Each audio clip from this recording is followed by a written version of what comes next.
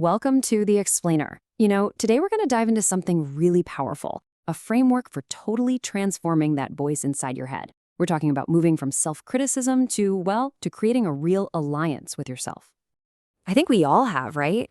And the framework we're looking at today, it gets right to the heart of why that happens. It actually pinpoints this one specific voice inside our heads that can just sabotage everything.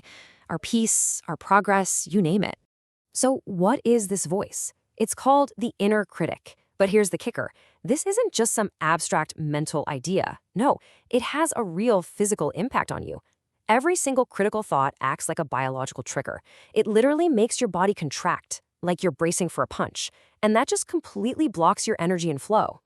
Think about this quote for a second.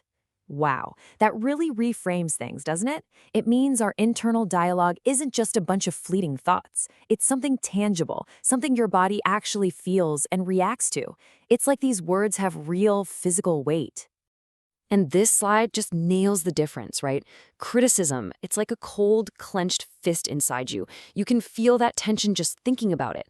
But support, that's like having warm, steady palms on your shoulders. It creates safety.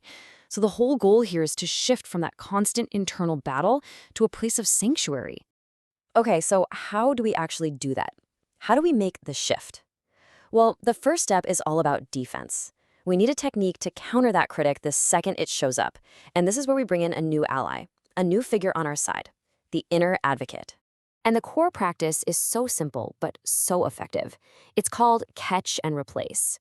The second you hear that internal attack starting up, you just pause, you catch it, and then you invite your advocate to rephrase the thought. What you're doing is actively interrupting that stress response that self-criticism kicks off in your brain and body. All right, let's walk through what this looks like in real life. Imagine it's the end of a long day. You're tired, and that critic's voice pipes up with something super familiar, right? You achieved nothing today. You're lazy and falling behind. It's just this harsh, all-or-nothing judgment. But now listen to how the advocate translates that. It doesn't get into a fight about productivity. It doesn't argue. Instead, it just completely reframes the whole situation with compassion. It says, hey, resting is more valuable than a checklist right now. It actually praises you for listening to your body. See the difference? It's support, not a counterattack. And to really ground this mental shift in your body, there's this physical ritual called the warm embrace. So when that critic gets loud, you literally wrap your arms around yourself in a firm, warm hug. It sounds simple, but this action gives you real physical comfort and sends a signal of safety straight to your nervous system. You'll actually notice your breath gets deeper as your body starts to relax. Okay, so we've got our defense down. Now let's see how this builds. It's time to move to the next stage and go on offense. And that means actively protecting and celebrating our wins, no matter how small they seem. Because here's the thing about the inner critic, it is an absolute master at devaluing you. You accomplish something, and it immediately dismisses it, right? Oh, that was easy, or you just got lucky. And what that does is it robs you of ever feeling satisfied. It keeps you in this constant state of tension, always chasing the next thing, never feeling good enough. So the counter move for this is something called the victory bank.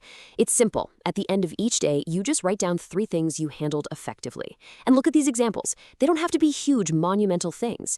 It could be choosing to rest or staying calm in a tough conversation. The whole point is to retrain your brain to start looking for your own competence, to find the value in those quiet, everyday wins.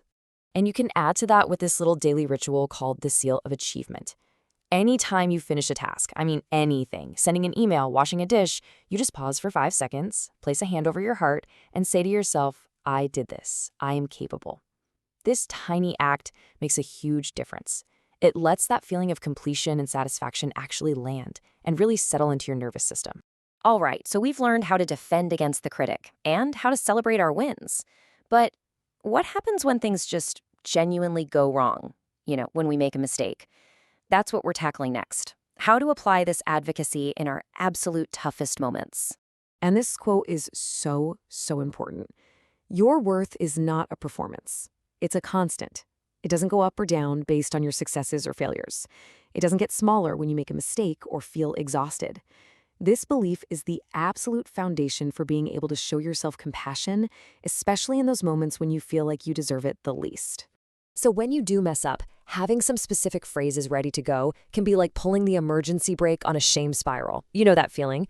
So instead of letting the critic put you on trial, you can use one of these to immediately call in your advocate and create that sanctuary of understanding for yourself. And just like before, there's a physical ritual to help anchor this feeling in your body. It's called the heart-womb bridge. You place one hand on your heart, the other on your lower abdomen, and just feel the warmth and weight of your own hands. This physical connection generates a very real sense of safety, and it helps dissolve all that tightness that comes along with emotional pain. Okay, last section. Let's see how all these pieces, the defense, the celebration, the compassion, how they all come together to forge something permanent, something truly unshakable, an internal alliance for life. So this final phase isn't about learning some brand new skill. It's all about integration. It's about weaving all these little practices together until they become a consistent, even automatic, internal support system. The goal is for your advocate to become a permanent, lifelong guardian of your energy and your peace. And a really key practice here is to actually write a letter of alliance from your advocate to yourself. Putting it down on paper makes these supportive truths tangible, you know? It becomes a real resource you can go back to, something that reminds you of the promise you made to always be on your own side. And here's a cool full circle moment. You can use a sensory anchor, like the color red. And by this final stage, it evolves into this powerful, instantaneous signal. It becomes a seal of self-belonging. It's like a secret code that immediately tells your nervous system, hey, I am protected, I am loved by me. So this whole journey really concludes with you choosing an anthem for yourself, a core belief that resonates so deeply that you can almost feel it, like a physical vibration of truth in your body. It's a statement of your fundamental right to joy and well-being. So what this explainer has really laid out is a roadmap for completely rewiring your relationship with yourself. It's about shifting from that inner critic to a lifelong inner advocate. And it all leaves us with this final, really powerful question to think about. What will your anthem be? What's that core truth you're going to choose to live by?